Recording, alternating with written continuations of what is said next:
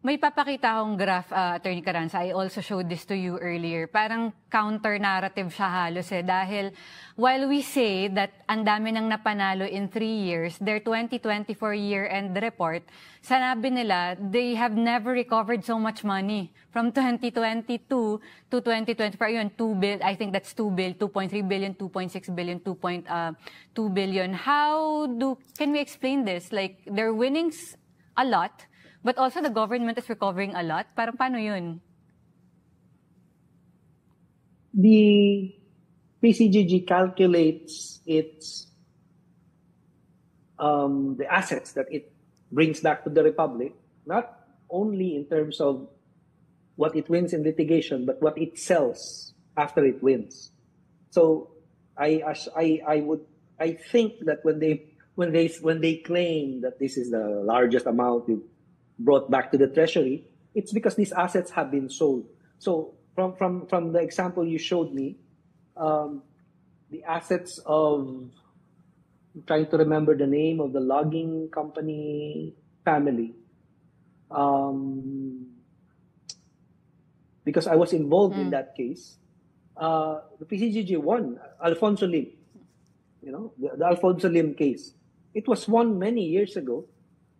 Right, but of course, the enforcement of that judgment not only takes time. Remember, it's not the PCGG that tries to enforce; it's the Solicitor General, and all that this family has to do is keep delaying it and keep enjoying possession, etc. So it took a while, but when they finally were able to enforce it, that's when you can sell it, and that's what this PCGG is claiming to have done. They were not involved in litigating this case. I remember I had to do a lot of research because I myself had to draft pleadings. I did not leave it to the Solicitor General's office to file pleadings when it came to the Supreme Court, because we were also doing, I guess, rearguard action, right? You may have won the case, but when it goes on appeal to the Supreme Court, you know how influence peddling, how Islito Mendoza and people like him will try to nullify your victory. So it was important to me, before the Supreme Court, to not give any one of these justices an excuse to say, this is not a well-argued case. So in the Alfonso Lim case, involving, for instance, logging concessions, I even used the book of Marites Vitum, tracing it so that the justices understand a story here. This isn't just litigation. There's a story. How did Alfonso Lim manage to carve out all these logging concessions in northern Luzon? Because Marcos was his partner. And so you have to show that. And so that took years to do. And we finally won. When did the PCGG finally sell these assets? Under Marcos. So you're saying na matagal nang napanalo tong mga to, tas ngayon lang ibinenta. So ngayon lang nagkaroon ng pera. Yeah, because it takes a lot of technical effort. You need to clean up the titles. You need to measure the land. You need to remove informal settlers. You need to pay workers who were not paid by the logging company, using these examples, right? So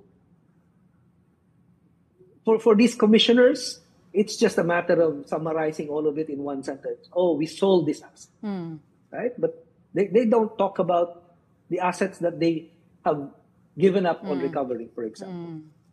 I've also written previously, may isang nanalo sa Sandigan Bayan.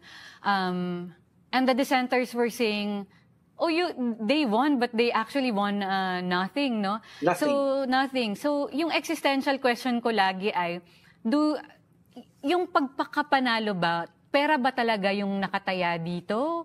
O publicity? Kasi every time there's a headline that says Sandigan Bayan dismisses a Marcos case, that's fuel for the narrative na wala naman silang ginawa, hindi naman sila nagnakaw. So, for you, what's at stake? Money or publicity? And let me say first that I really, really appreciated that article that you wrote, because it clarified, using this concurring opinion of a Sandigan Bayan justice that says, we already decided in the past that the Marcoses stole wealth, and those are ill-gotten. So anything that says, okay, these cases should be dismissed because they're delayed, because there are no assets to litigate anymore, doesn't mean that they did not steal, right? And what I think what is important from that decision is that it shows that once you have a decisive case that establishes how much the assets of the Marcoses legitimately are and how much of their assets are not legitimate and are therefore ill-gotten, anything else that you talk about, anything else that they claim are theirs, out beyond their legitimate assets, is ill-gotten. And that precisely was the decision in 2003. So anything else outside of the $104,000 that the Marcoses, according to the Supreme Court of the Philippines, legitimately earned as president and as governor of Metro Manila, anything above that is ill-gotten. To me, if I were in the PCGG today, all I would do is to enforce that judgment against any asset that I see that the Marcoses are still claiming. And that is precisely what I did before I left the PCGG. I filed several of these motions saying, enforce this judgment against the jewelry of Imelda Marcos. That's how the PCGG wanted in 2017. Enforce this judgment against the paintings stolen by Imelda Marcos.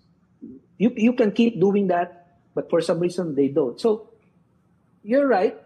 When the Supreme Court or Sandigan Bayan says, sasabihin, binasura na naman ang kaso. Kaso yan, no? Hindi yan asset. Hindi yan nakaw na yaman.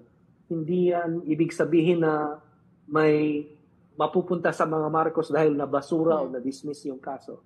Ang ibig lang sabihin na yan, na yung transaksyon na ginawa nila, na hindi napatunayan na ginawa nila, pero hindi ibig sabihin na yung asset na nakuha nila sa kanila because lampas ito sa legal na asset na ari-arian na pwedeng sabihin ng mga Marcos na lehitimong kanila. So, no matter how they argue, this case was dismissed. This case was overruled. This judgment was for the Marcoses. You cannot change this 2003 judgment that said anything else above this amount of money is ill-gotten.